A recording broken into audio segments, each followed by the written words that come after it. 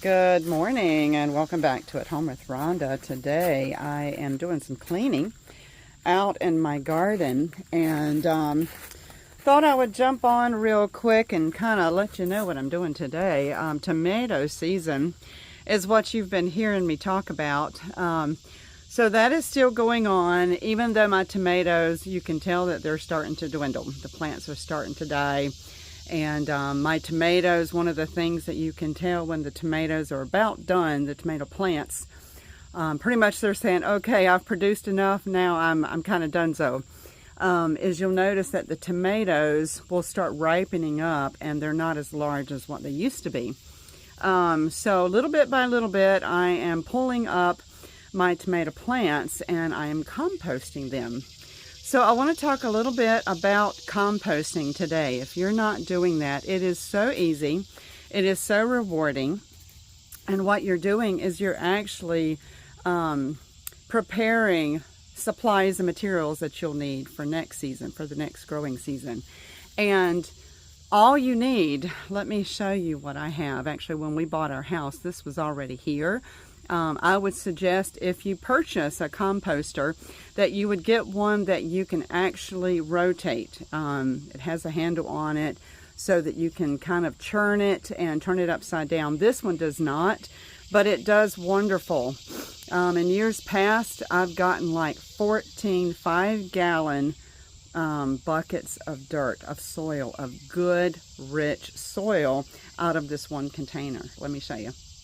This is what I have, and as you can see, today I am pulling up my sweet potato plants, and my composter is it is completely full to the brim. Now I'm going to manhandle this and I'm going to push this all down, and then in a couple of days I'm going to show you. I mean, I don't know how many gallons this composter is, but it's pretty big, okay? And maybe I need to look that up so that I can tell you. But what I want to show you is that even though this is completely full, in a couple of days, I've got so many worms and the resources that are in here and the science project that's going on in here, the heat, the moisture, the greens, the browns, and most importantly, the worms. All of that helps to break down all of this organic material so that it turns into good, rich soil.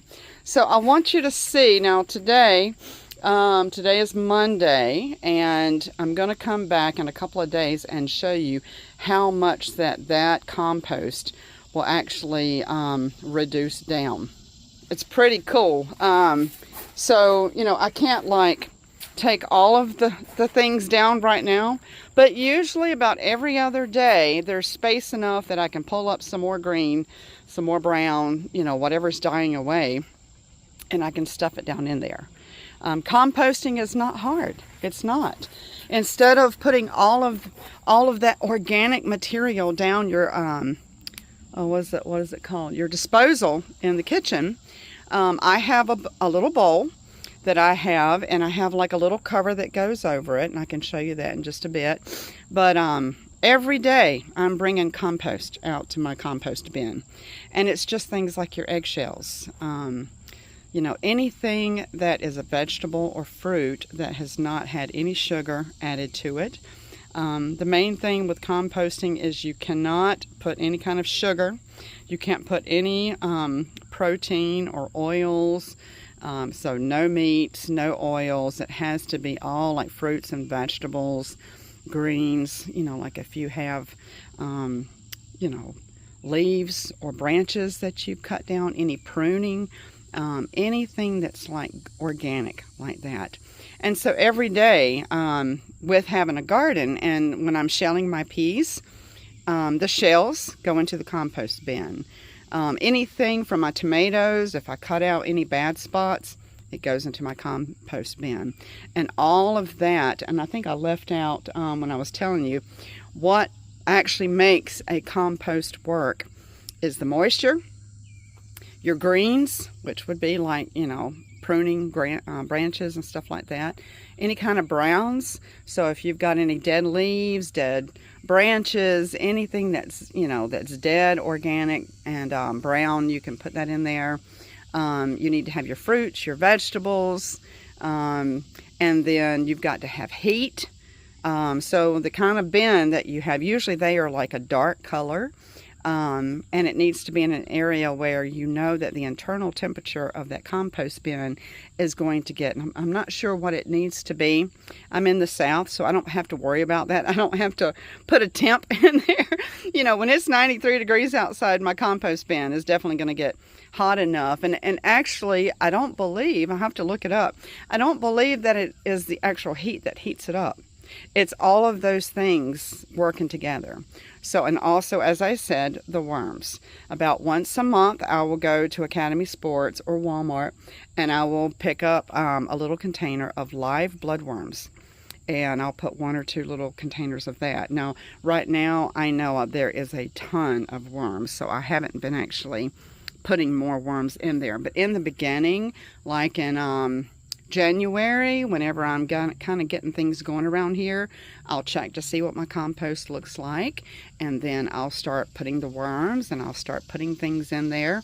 And then by the end, you know, whenever I'm ready for it, like right now, whenever I'm ready for it, next year for the 2027 garden, I'll have about 14 to 15 5-gallon buckets of good compost soil.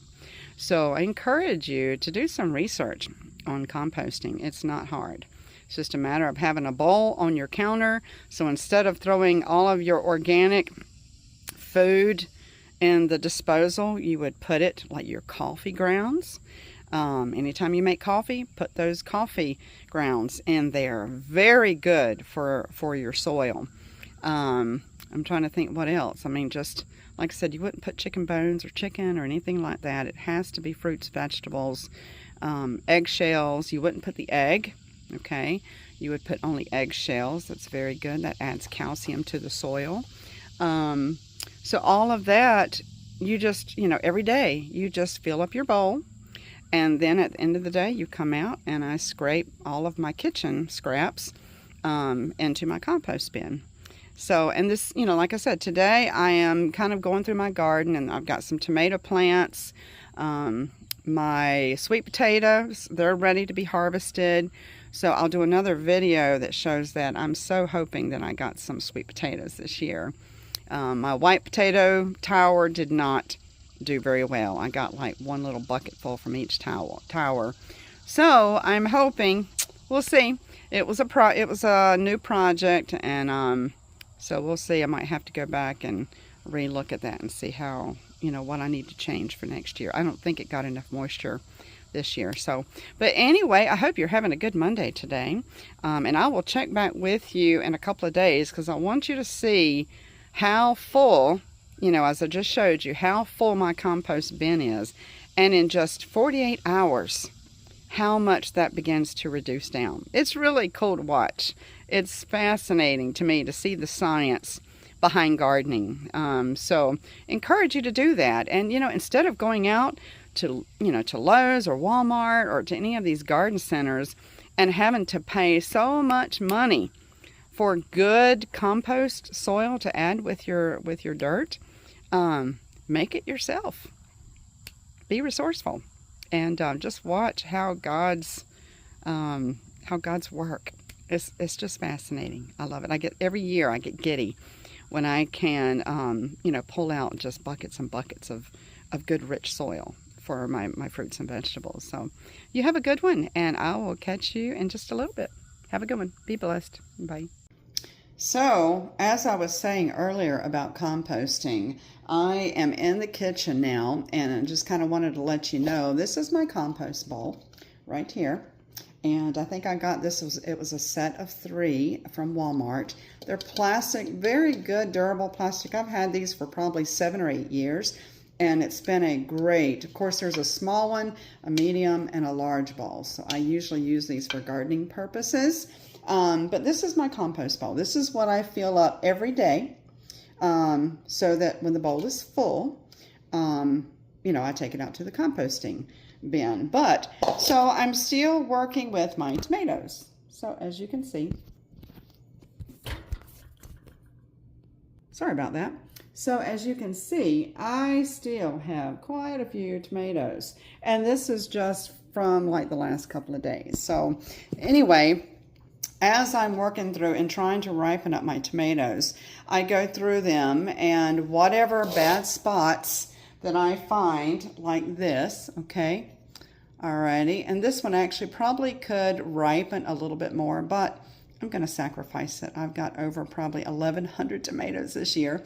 So basically what I would do is I would just cut off this top part right here, and I would put that in my compost. Instead of putting it in the garbage, or instead of putting it in your disposal, I'm going to cut it off, and I'm going to drop it so that it leaves a good tomato. And then I'm going to score it, because I freeze all of my tomatoes until I'm ready to make sauce. I'm just not interested in doing sauce every day. So basically what I do is I score it, put it in bags, and then I put it in the freezer. And then when I'm ready, I take all of my tomatoes out, and I will thaw them out at the same time. And then I'll make a great big humongous pot of spaghetti sauce. So that's what I'm doing right now. Let me look through and see if there's another one that I can show you. That one's not quite ready. Let's see if we can, here's one right here. Okay, and again, we're at the end of the season, and so I'm seeing more and more of this kind of stuff in my tomatoes. But as you look at your tomatoes and you just want to cut off any bad spots, and I'm going to put it in my compost. Because, you know, why waste it? Why put it in the garbage? And so now I've got a good tomato, and I'm going to score that. And I'm going to put it in my little Ziploc bag. I'm up to like 32. I'm working on the 32 bags it's 32 1-gallon Ziploc bags of Roma tomatoes. So, yeah, we're going to have a lot of sauce this year. But anyway, just wanted to show you that, and let me show you also, if you have ever seen like these utility workers or any guy that that comes into your house to fix things, they have these little shoe booties. So my husband bought a whole bunch of them for the shop so he could use them, but they fit perfectly over my bowl. So to keep the gnats away, I put this little shoe booty. I put it on here, and it keeps it covered and keeps the gnats away. So I'll see you soon. Hey guys, I am back, and I know this is kind of a random video talking about different things, but I am nearing the end of tomato season and approaching sweet potato season.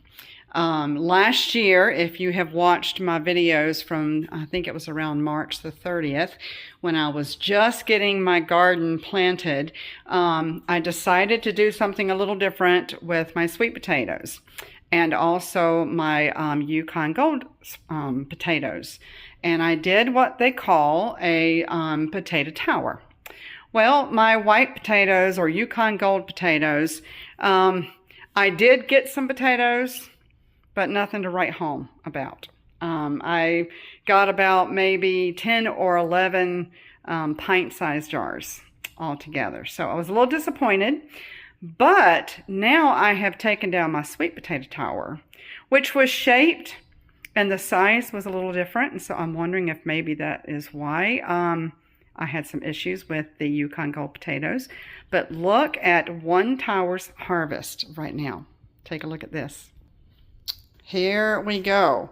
This is probably 3 times the amount of sweet potatoes than I got from my Yukon Gold. So I'm going to have to sit down and figure that out. I mean, look at some of these big boys.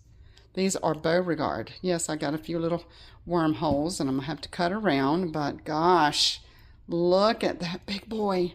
That is incredible. I am very happy with this amount.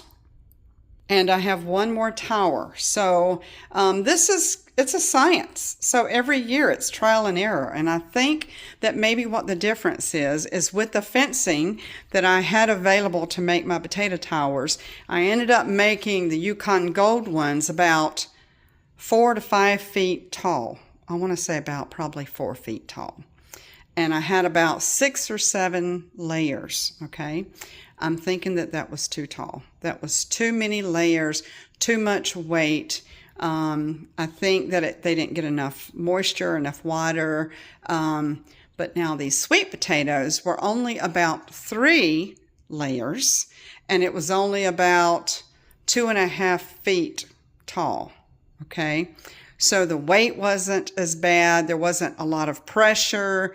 The tubers were able to kind of go in and out of there and grow. And as you saw, I got some big whopper sweet potatoes. So I'm very happy with this. And I think next year I'm going to follow the same guidelines that I did with my sweet potato tower and see if I get better results. The only problem is space.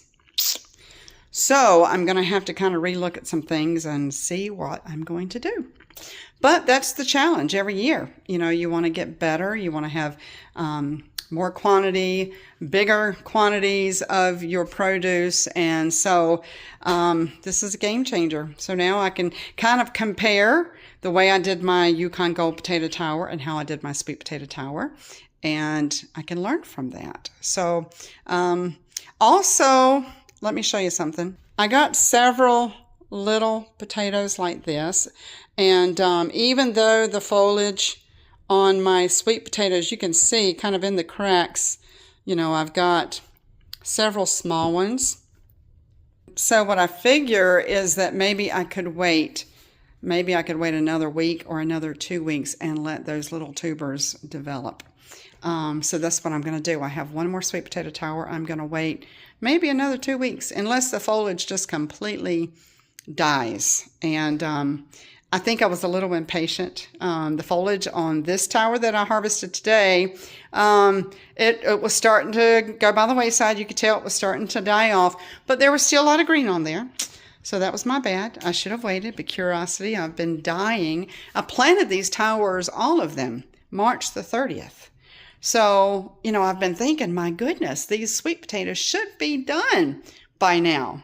But, patience is a virtue.